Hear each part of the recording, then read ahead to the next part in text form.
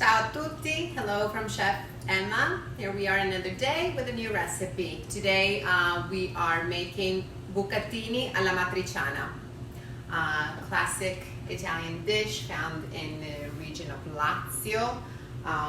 Here we have, the star is guanciale. Guanciale is pork cheek and it's cured. So very fatty, yet very intense in flavor.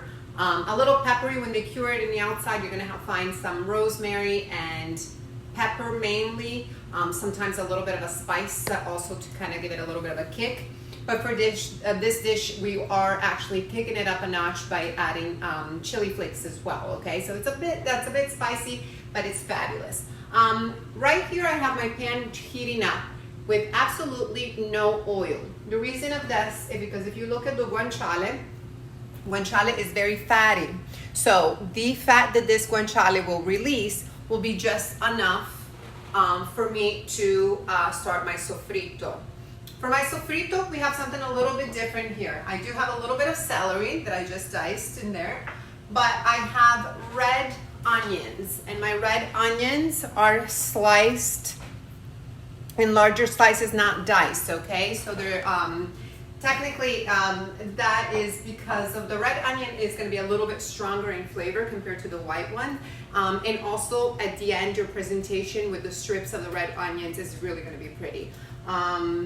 I also have some pecorino. Pecorino Romano is gonna finish my dish right there. So I'm just waiting for that pan to get nice and hot.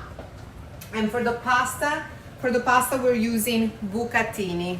Bucatini is almost like a large, thick spaghetti, and it's hollow in the middle, which is perfect for this dish because it really allows all that flavor from the fat and everything to get right into there.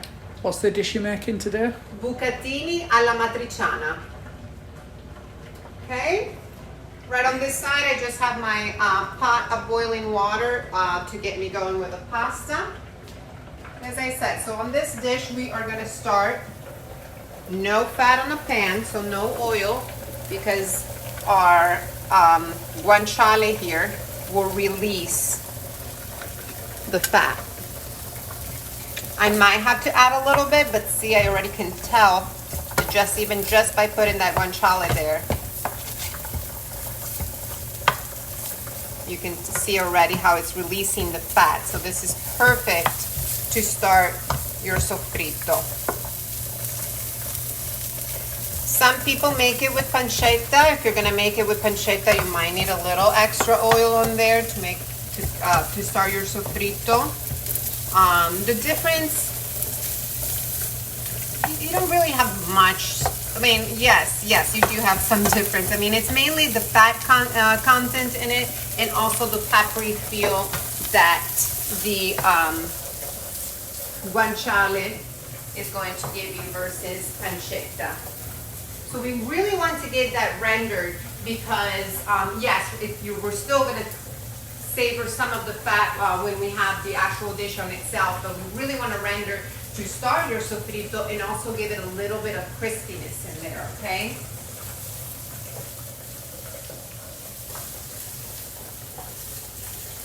So I can see that the fat now is getting some color.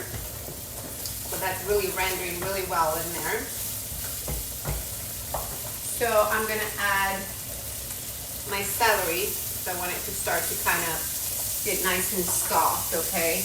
And it's just a little bit. That's probably maybe about a quarter of a celery stick, quarter to a third.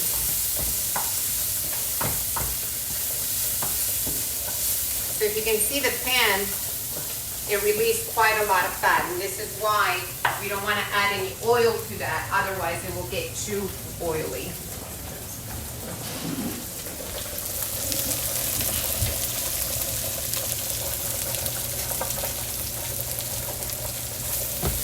Now I still have plenty of work with from the bottom of the pan, so I'm going to now add my onions.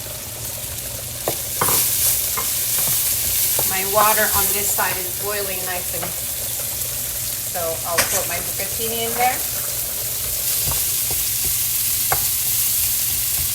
Now we're letting the onion soften. We're not really caramelizing, so we need to keep movement in order for those onions not to burn. And I'm also gonna turn. I started with a high heat to get nice and coloration into my guanciale, but now I turned it down to medium so that we don't get it too burned, especially on those onions. But this is where it's very important to keep movement, okay?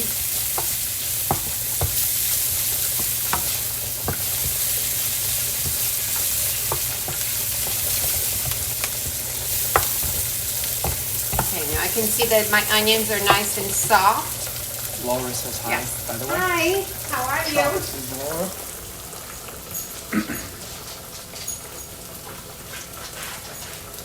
So now, in order for my onions to not crisp us and not to have my guanciale be too crispy either, I need to add my tomato. Jocelyn wants to know what is the name of the meat you are using for this? It's called guanciale, so this is pork cheek. And I was saying you are also able to do it with pancetta, but the traditional recipe for amatriciana is the pork cheek. Now this pork cheek is cured, okay? The one that we're using for this is kind of like they would do a pancetta. It's cured, so it's very peppery, has a nice spice to it. And to that, we're also gonna add some nice chili flakes. Give it a little bit of heat, a little bit spicy on the dish, but not extremely.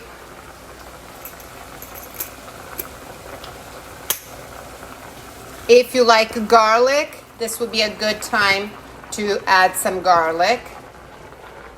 I have a customer that requested without garlic, so right now I'm making it without. But if you like to add garlic, which it kind of calls for this recipe, it would be at this point. You can mince it, but if you don't mind having a little bit of taste of that garlic, you can also slice it very thin. That's a good way to actually present this dish.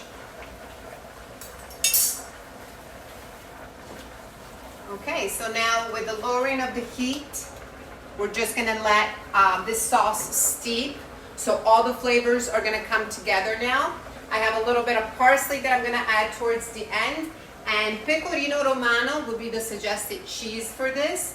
Can you use grana padano or parmigiano reggiano? Yes, you can. I'm just showing you the most traditional way. It's starting to smell very, very delicious here. Okay, so this evening we at Palladio are presenting our matriciana, Bucatini alla matriciana, with Palladio Chianti and Bucatini alla matriciana. I will send you the special and the picture here very soon, followed by Marcello and the video of the Palladio Chianti description. Grazie a tutti, buon pomeriggio, ciao!